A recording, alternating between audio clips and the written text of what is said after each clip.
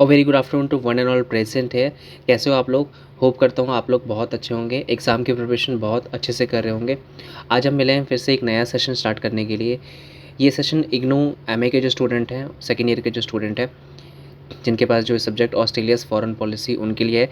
इस सेशन में हम यूनिट नंबर 1 कवर करेंगे, then afterward unit number 2nd, 3rd, 4th, 5th, इस तरीके से ये जो सब्जेक्ट है ऑस्ट्रेलियाज़ का जो फॉरेन पॉलिसी, इसको कंप्लीट करेंगे। इस सेशन में हम यूनिट नंबर 1 देखेंगे, कंप्लीट इंट्रोडक्शन देखेंगे फर्स्ट यूनिट का।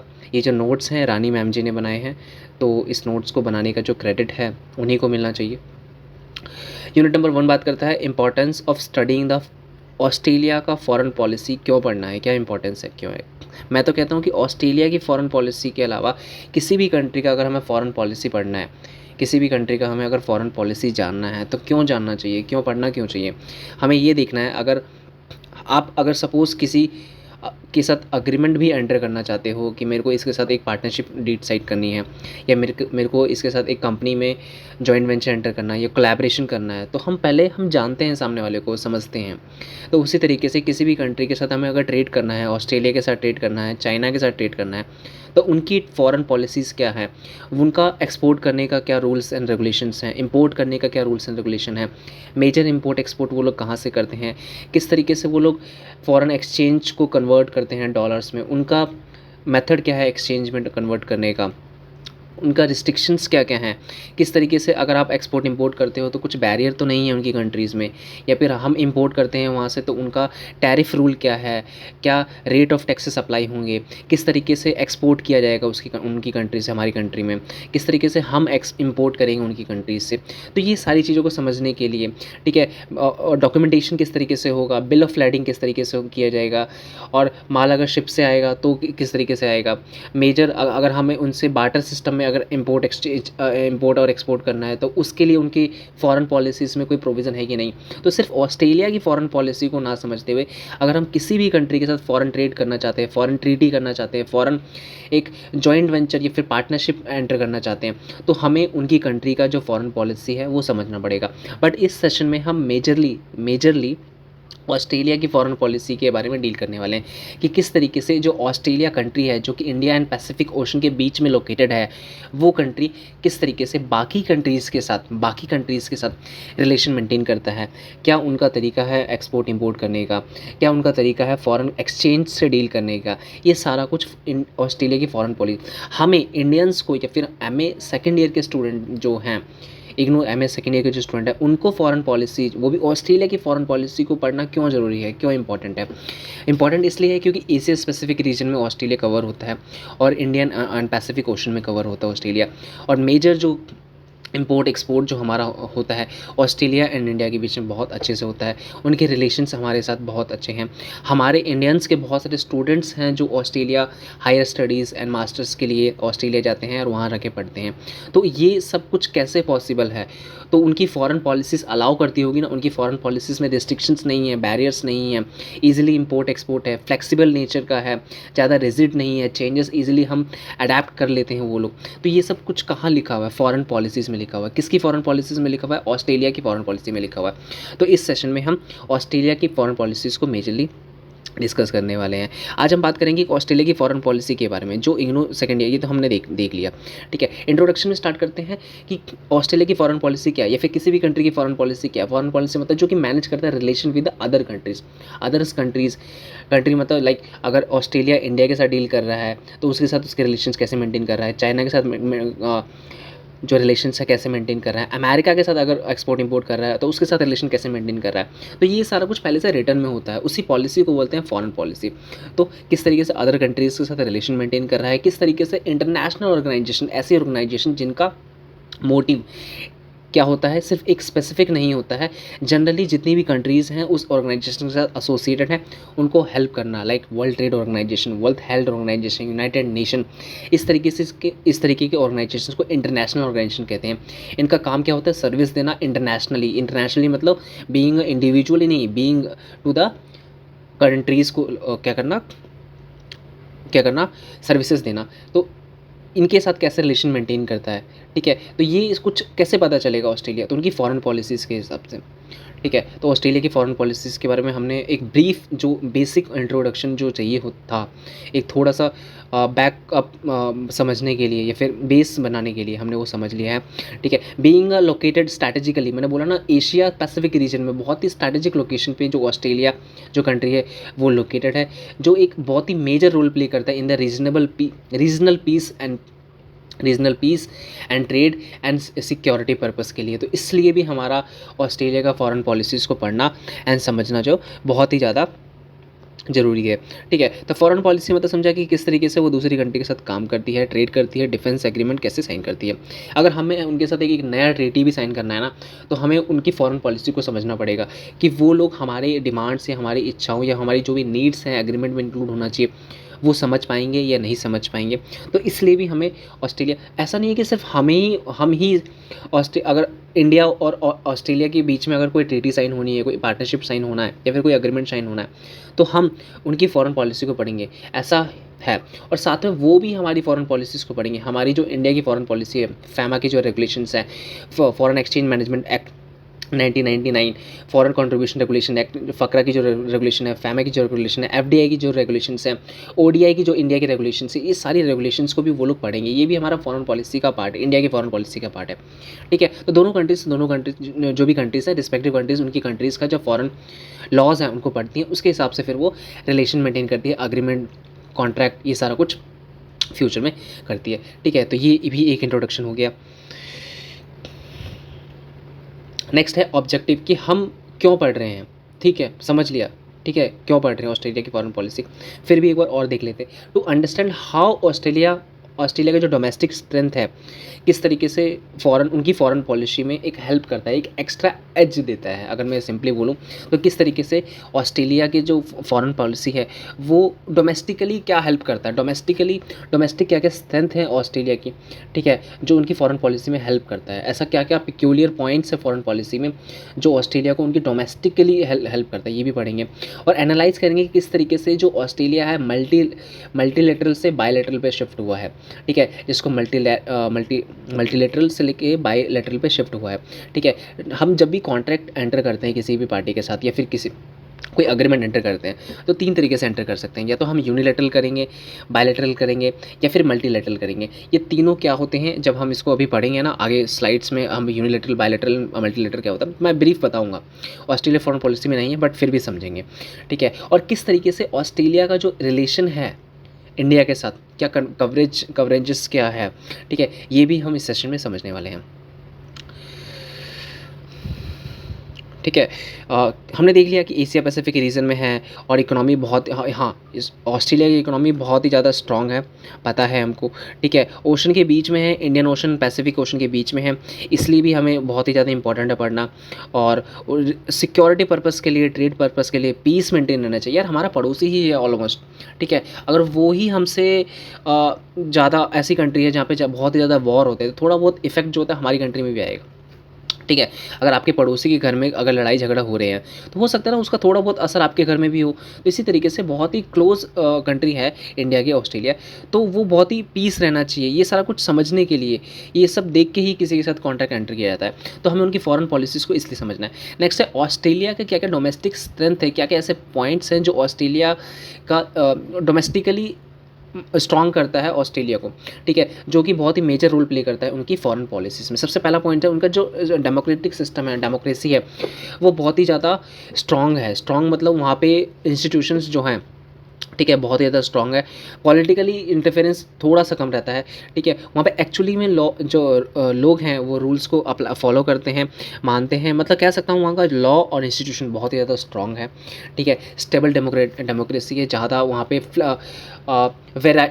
वेरिएबल्स नहीं होते, ज़्यादा चेंजेस नहीं होते डेमोक्रेटिक में, उतार चढ़ाव ज़्यादा नहीं रहता, स्टेबल रहता है, ताकि वो जो डिसीज़न है वो रैशनल ले पाएँ, स्टेबिलिटी के साथ लिखा है। पहला पॉइंट तो ये है स्टेबल डेमोक्रेसी, ठीक है। सेकंड पॉइंट उनका है स्ट्रॉन्ग इकोनॉमी, सिर्फ स्टेबल डेमोक्रेसी से काम नहीं चलेगा, आपका इकोनॉमी बहुत ही ज़्यादा स्ट्रॉन्ग होना चाहिए, बहुत ज़्यादा, बहुत ख़राब हालत भी अगर कभी देखना पड़ जाए आपकी कंट्री को, तो भी आप एक सस्टेन कर पाए उस एरिया में, ठीक है। तो यहाँ पे देखा गया है कि जो ऑस्ट्रेलिया की जो इकोनॉमी है बहुत ही ज़्यादा स्ट्रॉन्ग है, और वो मेजर एक्सपोर्ट उनकी कंट्री से कौन कौन सा होता है, iron, coal, agriculture exports and कुछ सर्विस सेक्टर हैं जो मेजरली वो एक्सपोर्ट करते हैं, ठीक है। आयरन, कोल, एग्रीकल्चर, ये मेजर एक्सपोर्ट है उनका, ठीक है। स्किल्ड पॉपुलेशंस, ठीक है, ऐसा नहीं है इंडिया की तरह कि वहाँ पे पॉपुलेशन बहुत ज़्यादा है, जितनी भी है बट स्किल्ड है, स्किल्ड मतलब हाई लिटरेसी है, और एजुकेशन सिस्टम उनका बहुत ही ज़्यादा, मैं तो कहता हूँ बहुत ही ज़्यादा एडवांस है।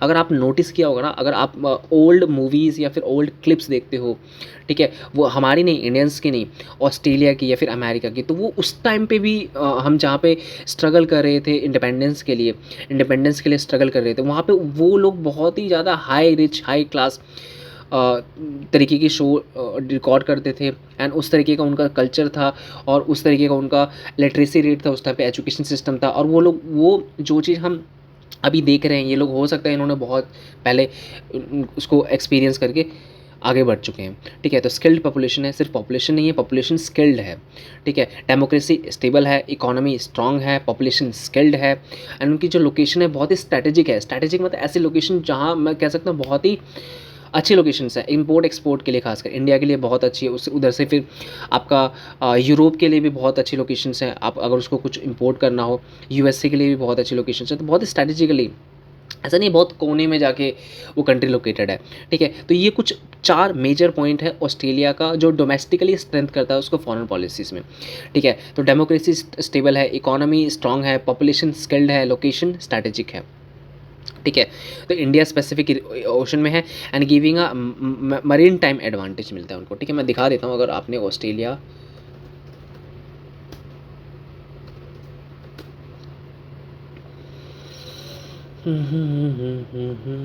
नेट चल नहीं रहा है, ठीक है, देखते हैं अभी। तो ये कुछ ऑस्ट्रेलिया का डोमेस्टिक स्ट्रेंथ है, ठीक है, जो ऑस्ट्रेलिया को हेल्प करता है, स्ट्रॉन्ग पॉइंट्स है, उनकी फॉरेन पॉलिसी को शेप करती है, ठीक है। नेक्स्ट है बिल्डिंग द कॉलिएशन। कॉलिएशन मतलब होता है मिल के काम करना, ठीक है, मिल के काम करना, बिल्डिंग द कॉलिएशन, मिल के काम करना through the functional affinities. Functional affinities मतलब ऐसे ग्रुप्स जो किसी पर्पस के लिए बनाई गई, उसे कहते हैं फंक्शनल एफिनिटीज़। ऐसा ग्रुप जो किसी पर्पस के लिए बनाई गई हैं, ठीक है, किसी पर्पस के लिए बनाई गई हैं, और उस वो जो ग्रुप है ना, वो अपने ही बेनिफिट के लिए यूज़ किया जाएगा।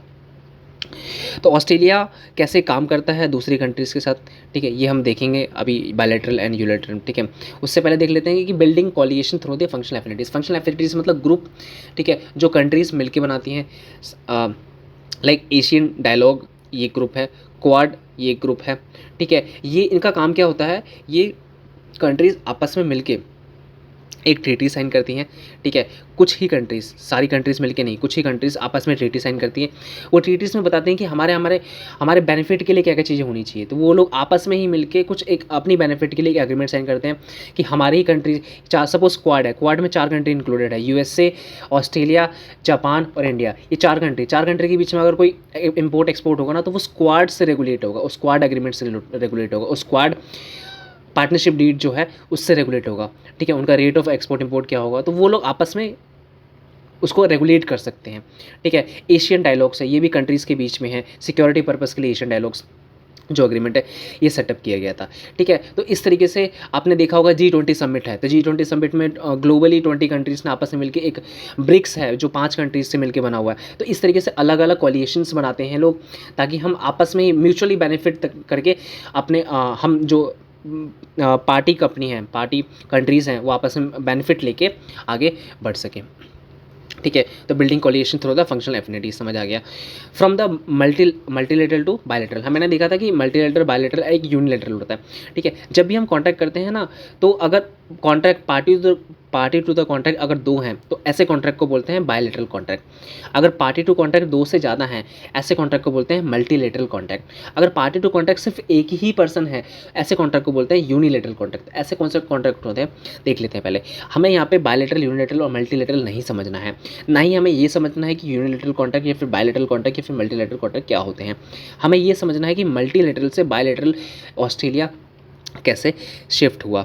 ठीक है, तो पहले बायलैटरल समझ लेते हैं। बायलैटरल समझ मतलब होता है कि ऐसा कॉन्ट्रैक्ट या फिर ऐसा एग्रीमेंट जहाँ पे एक ही पार्टी इन्वॉल्व हो। फॉर एग्जांपल, अगर आपने विल देखा होगा, ठीक है, जिसमें जो टेस्टेटर होता है, विल जो पार्टी होता है उसे टेस्टेटर बोलते हैं। टेस्टेटर क्या करता है, अब उसमें एक ही पार्टी का नाम होता है कि मेरा नाम ये है, मैं मेरे नाम पे जितनी भी प्रॉपर्टी है, वसीयत जिसको हिंदी में बोलते हैं, ऐसे कॉन्ट्रैक्ट को बोलते हैं यूनिलैटरल, मतलब एक ही पार्टी इन्वॉल्व है, वहाँ पे दो पार्टी नहीं होता है। बायलैटरल मतलब होता है दो पार्टी। ठीक है, या तो एक बायर होगा, एक सेलर होगा। ठीक है, ठीक है, या फिर लेसर लेसी, इस तरीके से दो पार्टी होती है, डोनर डोनी। ठीक है, बेलर बेली। तो ये जहाँ पे दो पार्टी इन्वॉल्व होती है, ऐसे कॉन्ट्रैक्ट को बोलते हैं बायलैटरल कॉन्ट्रैक्ट। ऐसा कॉन्ट्रैक्ट जहाँ पे दो से ज़्यादा कंट्रीज इन्वॉल्व है या फिर दो से ज़्यादा पार्टी इन्वॉल्व है, ऐसे कॉन्ट्रैक्ट को बोलते हैं मल्टीलेटरल। बट ऑस्ट्रेलिया आज के टाइम पे धीरे धीरे मल्टीलेटरल से बायलैटरल शिफ्ट हो रहा है। मतलब वो क्यों शिफ्ट हो रहा है, क्योंकि वो मल्टीलेटरली कॉन्ट्रैक्ट एंटर नहीं करना चाहता कि उसने एक साथ तीन चार कंट्रीज के साथ एक मिलके एक कॉन्ट्रैक्ट एंटर कर लिया, ऐसा नहीं करना चाहता वो। अब इस जो मेथड है, इससे शिफ्ट होके वो बायलैटरल पे शिफ्ट होना चाहता है। वो एक स्पेसिफिक एग्रीमेंट एंटर करना चाहता है हर एक कंट्री के साथ। इंडिया के साथ अगर एग्रीमेंट एंटर कर रहा है तो स्पेसिफिकली इंडिया के साथ एग्रीमेंट एंटर करेगा, और वो जो एग्रीमेंट होगा वो कस्टमाइज एग्रीमेंट होगा। कस्टमाइज मतलब होता है कि जो एक्सपोर्टर और इम्पोर्टर होता है, उनकी नीड्स के अकॉर्डिंग, उनकी नीड्स, मेरी नीड्स क्या है, अगर मैं ऑस्ट्रेलिया हूँ तो मेरी नीड्स क्या है, मेरे वांट्स क्या है, मेरा कल्चर इंडिया में कैसा है, मेरा कल्चर ऑस्ट्रेलिया में कैसा है, तो आपस में कल्चर्स को अंडरस्टैंड करके, नीड्स को अंडरस्टैंड करके, एक कस्टमाइज करके, ठीक है, चेंजेस को इंक्लूड करके एग्रीमेंट बनाएंगे। ऐसे एग्रीमेंट को बोलते हैं बायलैटरली या फिर बायलैटरलिज्म कॉन्ट्रैक्ट। ठीक है, direct tie with the individual countries for the customise, ताकि कस्टमाइज तरीके से, ठीक है, अग्रीमेंट बनाया जा सके। मल्टीलेटरल जो होता है जहाँ पे ग्लोबल ऑर्गेनाइजेशन इन्वॉल्व होती है। ग्लोबल मतलब होते हैं ऐसी ऑर्गेनाइजेशन जो ग्लोबली हेल्प करती है, और जहाँ पे दो से ज़्यादा कंट्रीज या फिर पार्टी इन्वॉल्व होती है, या फिर दो से ज़्यादा कंट्री साथ में कुछ ऑर्गेनाइजेशन इन्वॉल्व होती है, ऐसे कॉन्ट्रैक्ट या फिर ऐसे ट्रेड को मल्टीलेटरल ट्रेड बोलते हैं। ठीक है, आजकल ऑस्ट्रेलिया ज़्यादा बायलैटरल प्रेफर करता है, एक ही कंट्री के साथ कस्टमाइज़ करके उनके साथ डील करता है। ठीक है, ये तो हमने देख लिया। नेक्स्ट है ऑस्ट्रेलिया का इंटरनेशनल इकोनॉमिक लिंक्स। ठीक है, इंटरनेशनल इकोनॉमिक लिंक्स में हमने ये देख लिया, ये देखना है कि मेजर पार्टनर या फिर मेजर एक्सपोर्ट या इंपोर्ट जो ऑस्ट्रेलिया है कौन कौन सी कंट्री के साथ करता है। China, Japan, South Korea, India, USA. पढ़ने रट्टे याद करने वाली बात है, इसमें कुछ लॉजिक समझने वाली बात नहीं है। ठीक है, मेजर पार्टनर हमने देख लिया कि चाइना, जापान, साउथ कोरिया और इंडिया है। ठीक है, हमने देखा कि एक क्वाड है। क्वाड मैं दिखाई देता हूँ एक बार, नेट चल नहीं रहा है।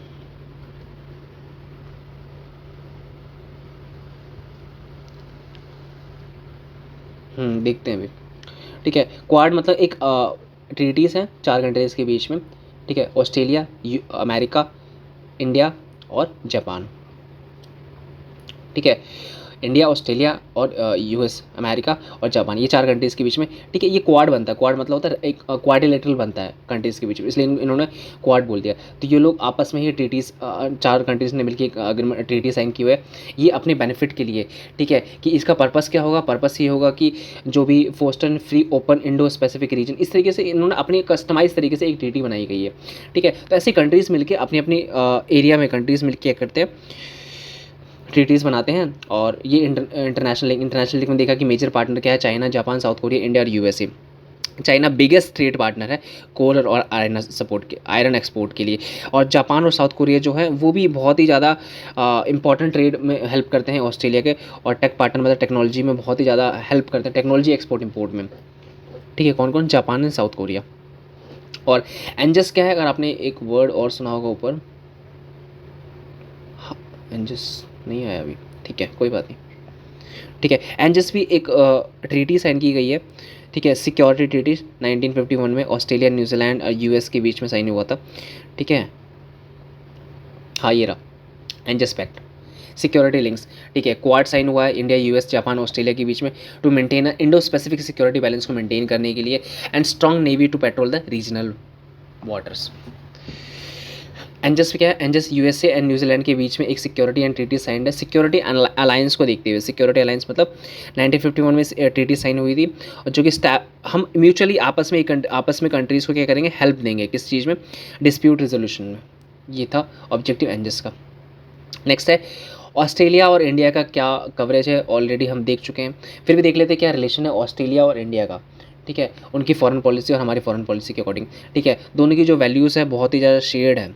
ठीक है, शेयर्ड वैल्यूज़ मतलब सेम वैल्यूज़ हैं, डेमोक्रेसी वहाँ पे भी है, डेमोक्रेसी हमारे यहाँ पे भी है। इंग्लिश लैंग्वेज वहाँ पे फॉलो होती है, इंग्लिश लैंग्वेज यहाँ पे भी फॉलो होती है, ठीक है, कोई अलग नहीं है। डिफेंस टाइज इंक्रीज़ है, डिफेंस टाइज इंक्रीज़ मतलब जॉइंट नेवल एक्सरसाइज की जाती है। जॉइंट नेवल एक्सरसाइज मतलब कि हम बोल सकते हैं कि एक तरीके से जो डिफेंस सिस्टम है, ठीक है, ऑलमोस्ट ऑलमोस्ट सेम है, ठीक है। ट्रेनिंग जो उनको प्रोवाइड की जाती है वही ट्रेनिंग हमें प्रोवाइड की जाती है। एजुकेशनल लिंक्स बोल सकता हूँ कि वहाँ के स्टूडेंट्स चाहते हैं इंडिया में आके पढ़ना चाहते हैं, बिल्कुल पढ़ सकते हैं, और हमारे स्टूडेंट्स तो वहाँ जाते ही हैं पढ़ने के लिए। तो इंडियन स्टूडेंट्स ऑस्ट्रेलिया में स्टडी करते हैं। ट्रेड में देखा जाए तो Indian energy products like uranium बहुत ही ज़्यादा इंपोर्ट करता है ऑस्ट्रेलिया से, ठीक है। तो trade time growing in energy sector में यूरेनियम एक्सपोर्ट। तो इसके साथ ये सेशन कंप्लीट होता है। बहुत ही इंट्रोडक्शन है, अभी हमने सेशन को स्टार्ट ही नहीं किया है, सिर्फ यूनिट नंबर 1 कंप्लीट हुआ है आपका, ठीक है। समरी में वही है कि ऑस्ट्रेलिया फॉरेन पॉलिसी एक प्रैक्टिकल और फ्लेक्सिबल है, और वो जो उनकी स्ट्रेंथ है, डोमेस्टिक स्ट्रेंथ हमने देखा था। डोमेस्टिक स्ट्रेंथ में हमने 4 चीज़ें देखी थी, अगर आपको याद है। डेमोक्रेसी उनका बहुत ही स्टेबल है, इकोनॉमी स्ट्रांग है, पॉपुलेशन बहुत ही ज़्यादा एजुकेटेड है, और लोकेशन जो बहुत ही स्ट्रेटेजिकली अच्छी जगह पे लोकेटेड है वो, ठीक है। ये है ऑस्ट्रेलिया का मैप। तो ये कंक्लूजन के साथ हम ये सेशन एंड करते हैं। Thank you all of you session पूरा देखने के लिए। अगर आपको कैसा लगा सेशन प्लीज़ बताइए। मैं नहीं बोलूँगा कि लाइक कीजिए, शेयर कीजिए, सब्सक्राइब कीजिए, मैं ये ज़रूर बोलूँगा कि कमेंट कीजिए और बताइए कि आपको सेशन सच में कैसा लगा। कोई इम्प्रूवमेंट करना है तो I am really eager to note it down कि क्या क्या इम्प्रूवमेंट्स रिक्वायर्ड है, ठीक है। Last but not the least, अगर आपको नोट्स चाहिए तो please contact Rani ma'am, she will definitely will provide these beautiful and wonderful notes. Thank you all of you. Thank you so much.